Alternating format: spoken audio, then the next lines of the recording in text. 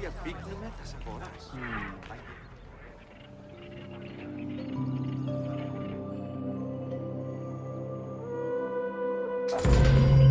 Welcome.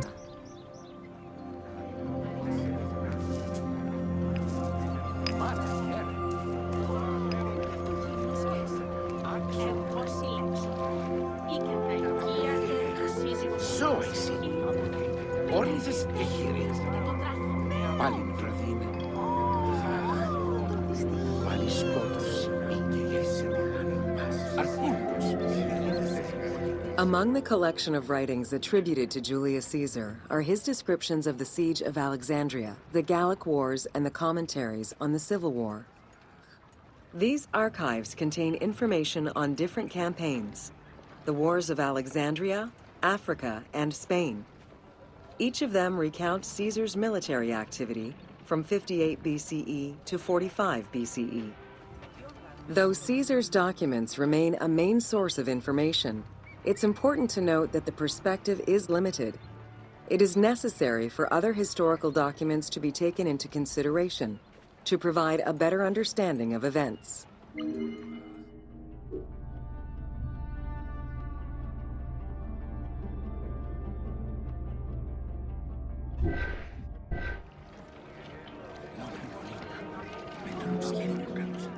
The Siege of Alexandria closely relays the events of the Civil War that led up to the event and describes how Caesar was besieged in the palace of the Ptolemies.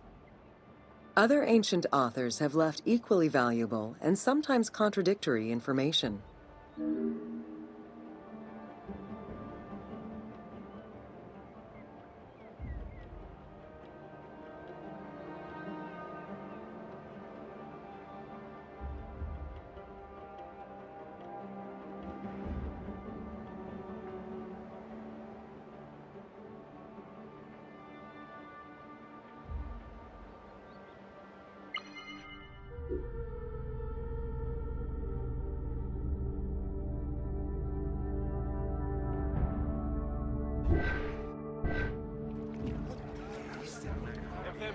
Σίγουρος ήρυσεν ότι τον θεράν ουδύναμιν εν το οίκο φιλοξενήν.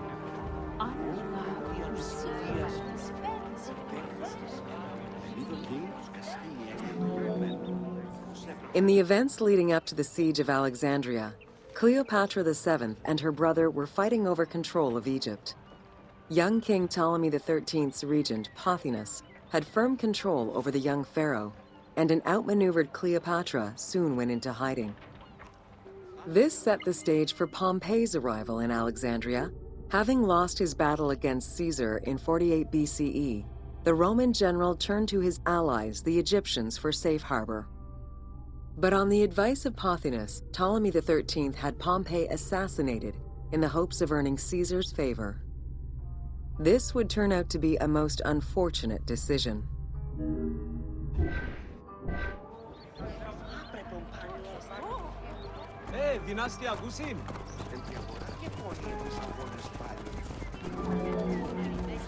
Upon his arrival in Alexandria, Caesar was presented with Pompey's head. The sight of a Roman murdered by Egyptians did not sit well with him. Caesar made his displeasure clear, ordering the return of Cleopatra, and for the siblings to resolve their differences and resume their co-rule of Egypt, as per the will of their father. Neither Pothinus nor Ptolemy XIII wished to accede to this demand. While doing his best to aggravate Caesar, Pothinus secretly plotted against the Roman ruler and sent word for Egyptian general Achilles to bring his 20,000 men to fight on his behalf. While Pothinus plotted against Caesar, Cleopatra made a bold move.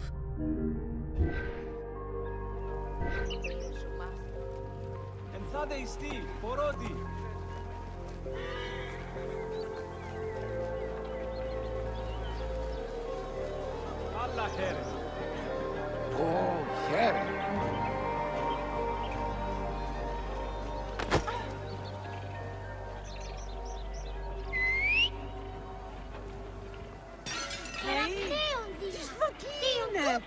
Ποσειδώνη!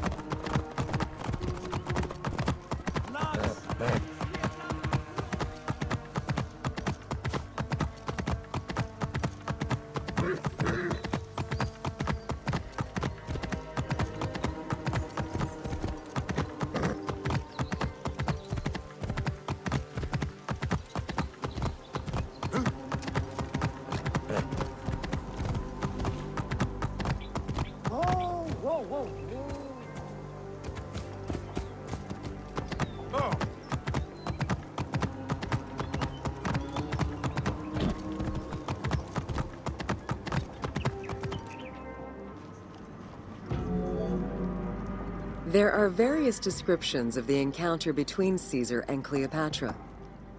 One report states that she snuck into the palace alone at night.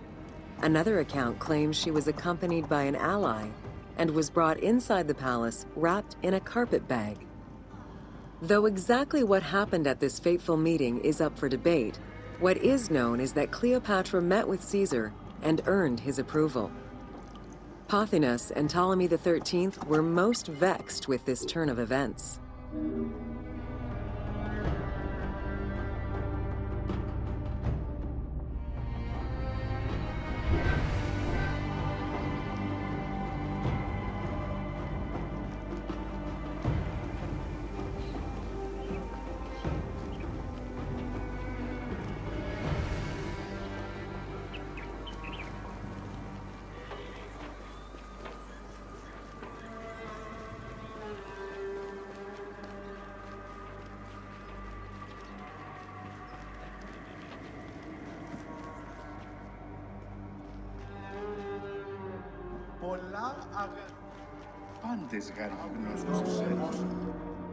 With Cleopatra finally present, Caesar chose to act as mediator between the siblings in the hopes of a peaceful resolution. It did not take long for things to sour. During a banquet given to celebrate the reconciliation, there was an assassination attempt on Caesar. It was the Roman leader's own barber who thwarted the attack. Once it was revealed that the king's regent, Pothinus, had ordered the attack, Caesar had him executed. He then placed the young king under guard.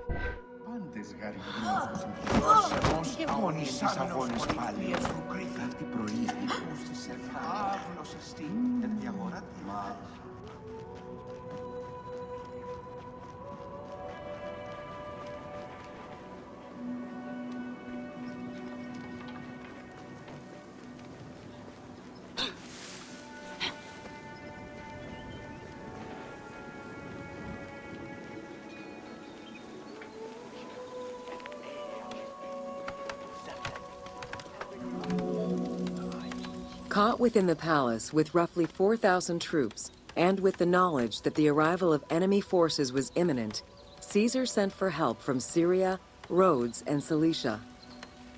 He ordered his men to dig a ditch around the palace and build a wall leading to the harbor. This would ensure Caesar's access to the sea. When Egyptian General Achilles arrived in the city with 20,000 men, the battle for Alexandria began.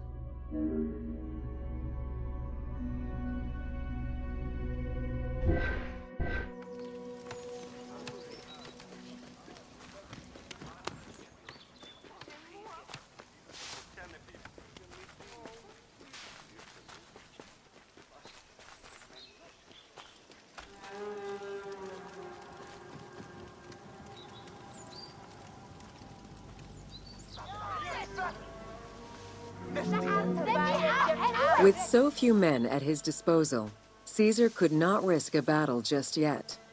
He sent ambassadors to Achilles in the name of Ptolemy to propose a truce.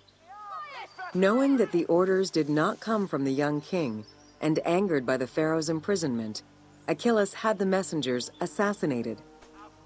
With Caesar confined within the palace, Achilles positioned his troops around the city.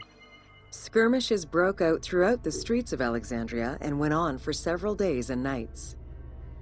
Though they were outnumbered, Caesar's men were able to hold the enemy back. This prompted Achilles' next move: capture the Roman fleet stationed in the harbor.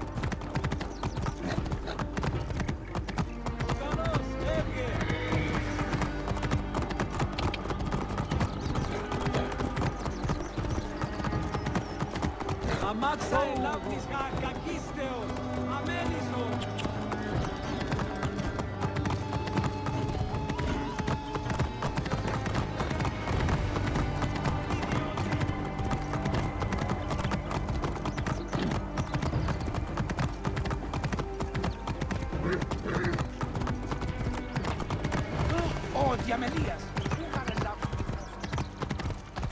Whoa, whoa, whoa, whoa.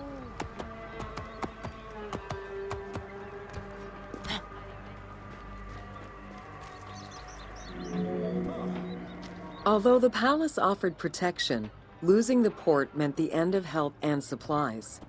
Caesar knew he had to protect the fleet. While he and his troops succeeded in regaining control of the port, he knew it would be impossible to sustain.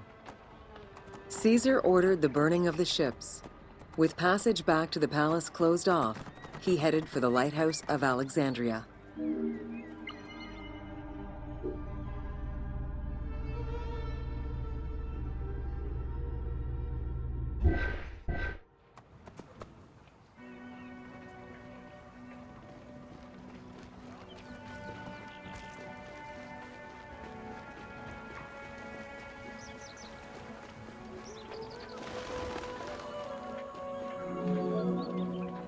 Fighting their way through the Egyptian troops, Caesar and his men eventually reached Pharos Island. There, they took refuge within the lighthouse. With easy access to the open sea, Caesar was able to send messages to his allies requesting reinforcements and more supplies. The island fort also allowed him to control access to the harbor by relying on the chains used by the Egyptians to control ship traffic to and from Alexandria's docks.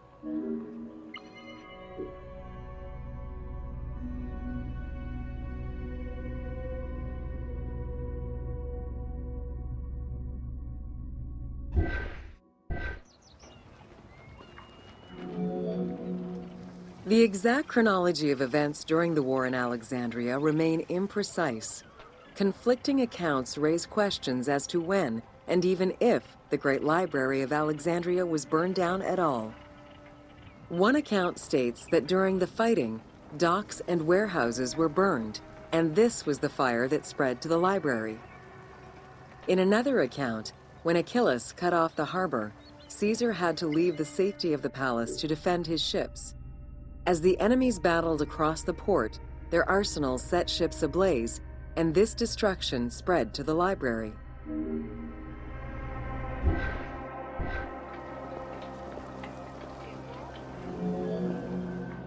In either case, the Great Library was not completely destroyed. Experts point out that its location was too far from the harbor, and much later texts refer to the Great Library as being intact. Warehouses near the harbor contained manuscript copies awaiting export, and it is more likely that these documents were destroyed than the Great Library itself.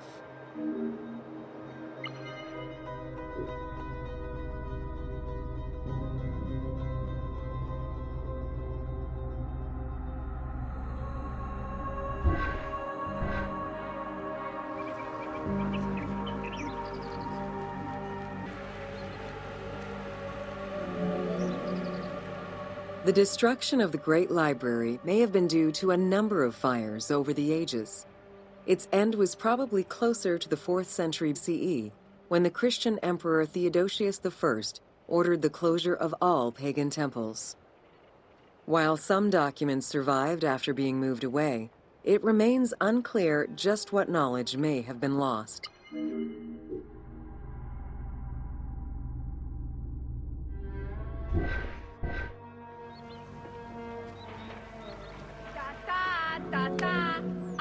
Where there are accounts of Achilles being in control of the battle against Caesar, it appears that instead Cleopatra's sister, siding with her brother, had him killed and put her ally Ganymedes in his place. Ganymedes proved a valuable tactician for the Egyptian side. It was his idea to cut Caesar's access to the harbor, thus trapping Caesar at the palace.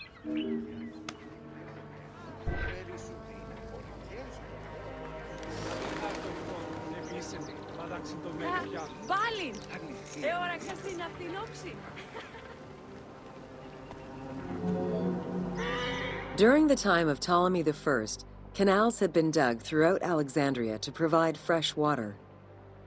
Ganymedes had his men take control of these canals. After isolating their own water supply, he had his men pour salt water into the canals and cisterns that led to Caesar's camp.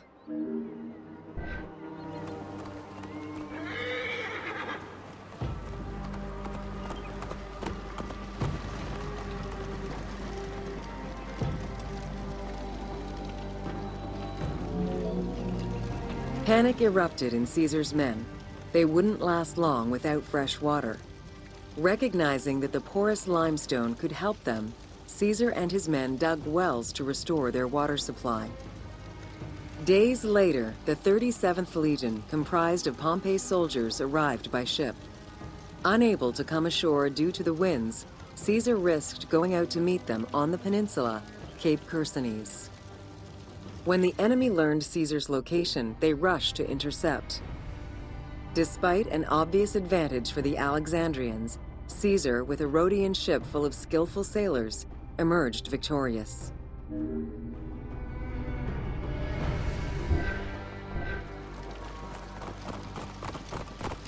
Αδαΐσισι, γνώσιν εδάφη, ούτε πόποτε κατέχεις.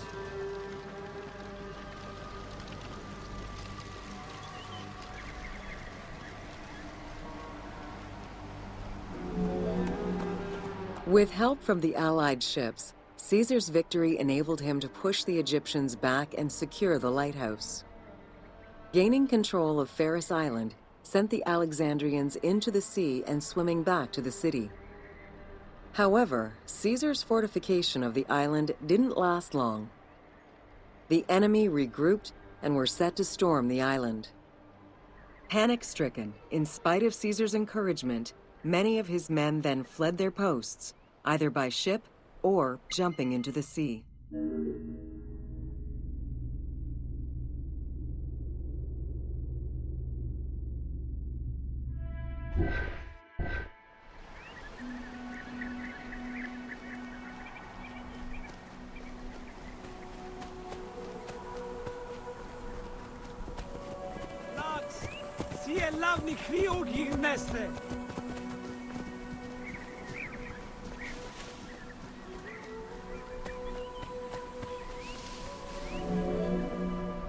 Caesar attempted to retreat, but Port Eunostos' harbor was overrun with enemy ships, preventing escape. Reportedly, Caesar gathered his papers and leapt overboard in an attempt to swim to an Allied ship farther out. Historian Cassius Dio claimed that Caesar would have drowned if he hadn't been able to remove his purple garment. Still, he managed to swim the distance and survive. The Alexandrians recovered the cloak and used it as a trophy to commemorate the Roman debacle.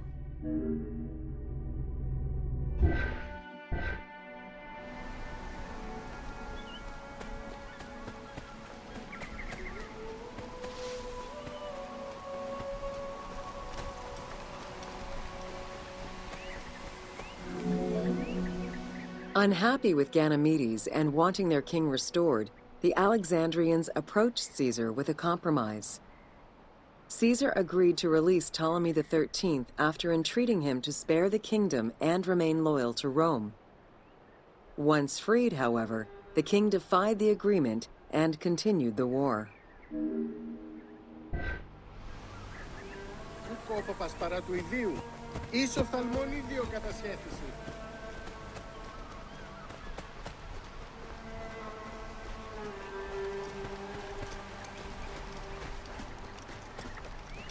Αμελής εσύ, By this time, a faithful ally of Caesar's, Mithridates, arrived in Egypt, clashing with Ptolemy's troops at Pelusium. Outnumbering the enemy, Mithridates secured the region between Pelusium and Alexandria. Ptolemy, warned of Caesar's ally marching on Alexandria, sent his troops to prevent passage over the river.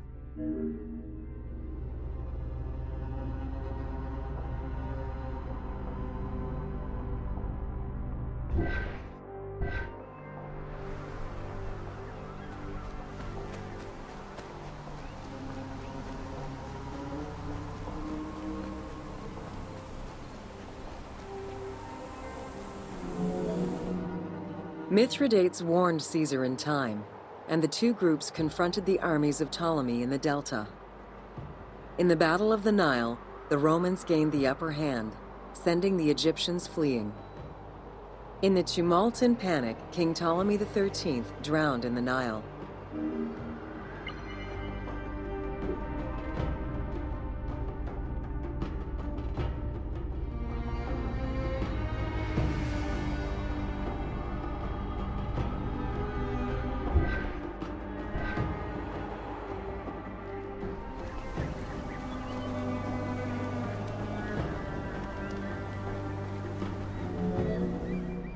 After the siege ended, Cleopatra VII married her younger brother, Ptolemy XIV, enabling her to reign over Egypt until 30 BCE. Under her rule, Alexandria settled into its position within the Roman Empire and eventually surpassed Athens as one of the most important cities in the Roman Empire. Julius Caesar remained in Egypt for a short time. He and Cleopatra would later have a son named Caesarion.